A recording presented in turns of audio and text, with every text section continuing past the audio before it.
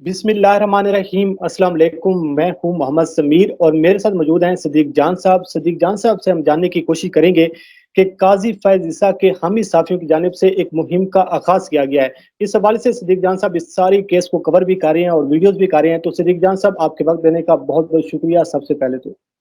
Welcome.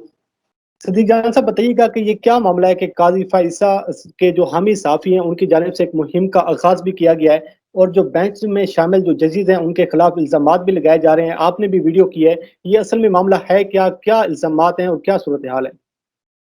जी, दुरुस्त कहा आपने। जस्टिस काजी फाइज ईसा साहब के जो हामी समझे जाते हैं सहाफ़ी, उनकी जानिब से 3 रुकनी बेंच में शामिल जजेस इजाज़ुल एहसन साहब, जस्टिस इजाज़ुल एहसन साहब, जस्टिस मुनीब अख्तर साहब और जस्टिस काजी मोहम्मद अमीन साहब के ऊपर इल्ज़ामात लगाए जा रहे हैं। मैं आपको एक-एक करके बताता हूँ। जो पहला इल्ज़ाम जो मैंने देखा, जो उनके मुख्तलिफ हामियों की जानिब से लगाया गया, वो ये लगाया गया, ये तो वही ऑर्डर है जो इस 3 रुकनी बेंच ने पास किया, जिस तरह का ऑर्डर काजी फाइज ईसा ने पास किया था।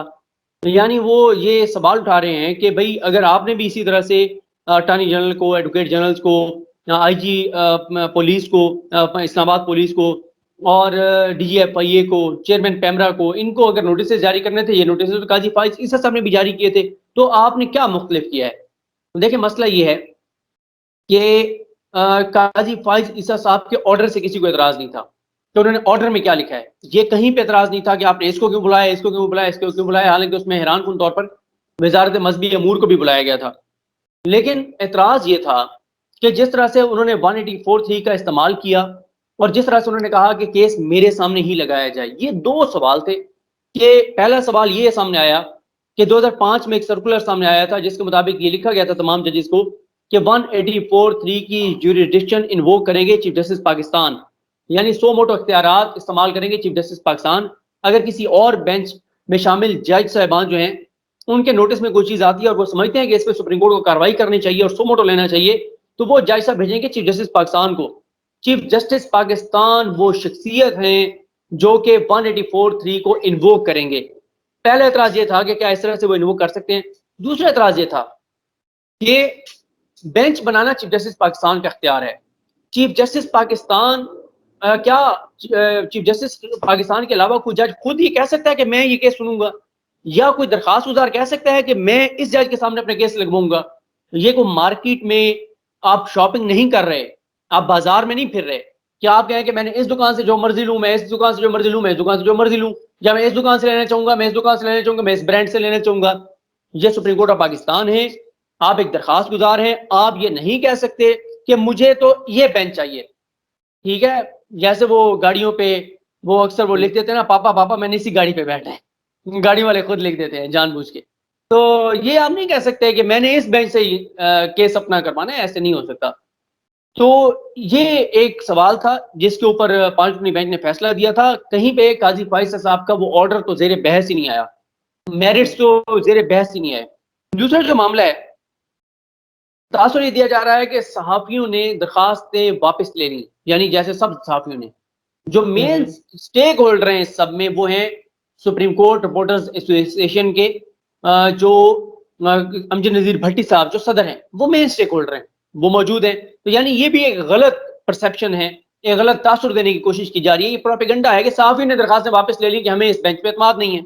बात यह है, जब आप ये बात करते हैं तो फिर आप ये भी तो माने ना कि आप काजी फाइज ईसा पे आपको एतमाद इसलिए था कि कोई आपका पता नहीं शायद कोई मैच फिक्स था, चीजें तय थी, पता था वो क्या होना है। जैसे मैंने अभी कुछ देर पहले वीडियो भी किया है कि इनके अपने इर्द गिर्द लोग बैठे हुए कह रहे हैं कि ये तयशुदा था कि काजी फाइज ईसा साहब जो हैं वो DGI जनरल फैज हमीद साहब को और फवाद चौधरी साहब को तलब करेंगे और खूब बखियो देंगे उनके, और बड़ी उनकी तस्दीक करेंगे, बड़ी उनकी तौहीन करेंगे, बड़ी उनको ग्रिल करेंगे, उनसे बयान हल्फी लेंगे, ये करेंगे वो करेंगे।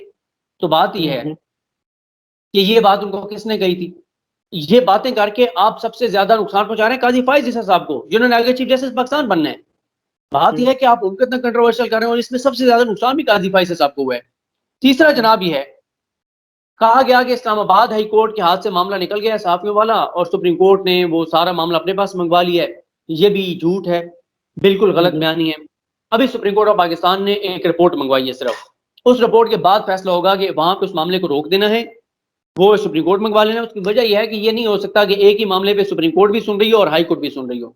और फिर یہ عدالت کو تو الزام دے رہے ہیں، یہ بتائیں کہ کیا انہوں نے خود یہ غلطی نہیں کی جو یہ لوگ گئے ہیں خود عدالت میں؟ نہیں جانا چاہیے تھا نا، جب گئے ہیں تو پھر یہ تو قانونی ایک تقاضا ہے کہ یا سپریم کورٹ سنے گی اور یا ہائی کورٹ سنے گی، اور بڑی عدالت سپریم کورٹ ہے تو سپریم کورٹ سنے گی. تو ابھی تک ایسا کوئی آرڈر نہیں ہوا، اگر ہوگا تو ظاہر ہے وہ سامنے آ جائے گا. یہ بھی غلط بیانی ہے، یہ بھی جھوٹ ہے کہ جی یہ جو کیس ہے اس میں جو اسلام آباد کورٹ کو روک دیا گیا اور معاملہ اطہر من اللہ صاحب کے ہاتھ سے نکل گیا ہے. چوتھا جو معاملہ ہے وہ یہ ہے، یہ انہوں نے بہت زیادہ دباؤ ڈالا تھا امجد نذیر بھٹی صاحب پر کہ آپ بھی اپنی درخواست واپس لے لیں، اور پتہ یہ چلا ہے کہ یہ طے ہو گیا تھا کہ یہ درخواست امجد نذیر بھٹی صاحب بھی واپس لیں گے، لیکن بھٹی صاحب نے اچھا کیا واپس نہیں لی. اور جب بھٹی صاحب وہاں پہ روسٹم پر کھڑے تھے تو ان کے کچھ لوگ وہاں پر آ کے بھٹی صاحب کے کان میں مختلف باتیں کہتے رہے. اب متضاد آ رہا ہے، ان کا اپنا یہ کہنا ہے کہ ہم تو یہ کہنے گئے تھے کہ بھٹی صاحب آپ نے اپنی درخواستیں واپس نہیں لینی، جبکہ دوسرا ایک تاثر اور یہ بھی ہے کہ وہ بھی یہی کہہ رہے تھے کہ آپ کیوں یہاں پہ کھڑے ہیں، آپ واپس لیں، آپ واپس لیں، آپ واپس لیں. لیکن اچھا کیا امجد نذیر بھٹی صاحب نے کہ انہوں نے یہ درخواستیں واپس نہیں لیں. پھر ایک اور تاثر یہ دیا گیا کہ سپریم کورٹ کا سارا جو فوکس تھا وہ اسلام آباد ہائی کورٹ سے کیس کو منگوانا تھا سپریم کورٹ آف پاکستان میں. ایسا بھی غلط ہے، ایسا بھی غلط ہے. جب ان صحافیوں کی جانب سے خود کہا گیا کہ وہاں پہ بھی یہ معاملہ ہے تو انہوں نے کہا وہ ہم رپورٹ منگوا کے دیکھ لیتے ہیں. تو یہ تاثر بھی غلط ہے کہ سپریم کورٹ کا سارا فوکس جو ہے وہ اسلام آباد ہائی کورٹ میں جو کیس چل رہے ہیں ان پر تھا. اور ویسے بھی اسلام آباد ہائی کورٹ میں کہیں پہ بھی ہم نے نہیں دیکھا کہ اس سارے معاملے میں کہیں پہ اطہر من اللہ صاحب نے اس طرح کے ریمارکس دیے ہوں جس طرح قاضی فائز عیسیٰ دیتے ہیں. اور اطہر من اللہ صاحب ریلیف بھی دے رہے ہیں، لیکن وہ ایک جو آئینی اور قانونی تقاضے ان کو پورے کر کے اور ریلیف دے رہے ہیں صحافیوں کو. ایسا نہیں ہے کہ وہ وہاں پہ بھڑکے ماریں اور لمبے لمبے بیانات دیں، تقریریں کریں، اداروں کی تصدیق کریں. ایسا اطہر من اللہ صاحب کیس ابھی تک کہاں تک پہنچا ہے؟ آپ تو سارے اس کیس کو کور کر رہے ہیں. آپ کس کو یہ جو کیس ہے یہ ابھی کہاں تک پہنچا؟ آپ اس کیس کو تو سارا کور کر رہے ہیں. میں اس میں بھی آتا ہوں. اچھا، جو اگلا ہے چھٹا جو جھوٹا پراپیگنڈا ہے وہ یہ ہے کہ قاضی امین صاحب کے اوپر بھی اب الزامات لگائے جا رہے ہیں. بلکہ یہاں تک کہا گیا کہ جی وہ قاضی امین صاحب کا تعلق چکوال سے ہے. چکوال کا ذکر اس لیے کیا جاتا ہے کہ ظاہر D I S I general Faiz Hameed صاحب کا تعلق چکوال سے. تو میں حیران ہوں کہ ایک ایسے جج جنہوں نے آج تک حکومت کے حق میں کوئی ریمارکس نہیں دیا، سامنے اسٹیبلشمنٹ کے بندے ہوں، سامنے اپوزیشن کے بندے ہوں، سامنے حکومت کے بندے ہوں، سامنے کوئی بھی ہو، ہمیشہ قاضی امین صاحب کے ریمارکس آئین اور قانون کی بات پر بڑے سخت ہوا کرتے ہیں. اور اس میں بھی آپ دیکھیں گے کہ سب سے زیادہ آپ دیکھیں گے کہ ان تینوں ججز کے بھی آپ ریمارکس دیکھیں گے، آپ ان کا کنڈکٹ دیکھیں گے، زبردست کنڈکٹ ان کا ہوگا اور اچھے طریقے سے سنیں گے. تو یہ تاثر دینا کہ قاضی امین صاحب جو ہے وہ چکوال سے تعلق رکھتے ہیں تو ان کو 25ویں نمبر سے اٹھا کے اوپر لے آئے سپریم کورٹ آف پاکستان میں 26ویں نمبر پہ، تو یہ لانے والا کون تھا؟ آصف سید خان کھوسہ صاحب تھے. تو پھر اس کا مطلب ہے کھوسہ صاحب فوج کے بندے تھے. اگر کھوسہ صاحب فوج کے بندے تھے تو جب آرمی چیف کی ایکسٹینشن والا کیس سن رہے تھے کھوسہ صاحب، تو نئے کپڑے پہن کے جس طرح سے یہ آتے تھے، تیار شیار ہو کے، خوشبو لگا کے، اور باوضو آتے تھے، ان کی عدالت میں اتنے ان کو احترام تھا. اور کئیوں نے تو یہ کہا تھا کہ ہم اپنے حقیقی جو ہمارے والد ہیں ان سے زیادہ ہم جو ہے وہ کھوسہ صاحب کی عزت کرتے ہیں. ہمارے لیے ہمارے والد سے بڑھ کے وہ ہیں، کیونکہ وہ آئین اور قانون کی جنگ لڑ رہے ہیں اور بہت بڑے مطلب وہ ان کو بنا لیا گیا تھا. تو پھر آپ تو ان کو اپنے والد سے زیادہ اہمیت دیا کرتے تھے. آج آپ انہیں کھوسہ صاحب پہ الزام لگا رہے ہیں کہ کھوسہ صاحب جو ہے وہ قاضی امین صاحب کو شاید کسی کے کہنے پہ لائے تھے.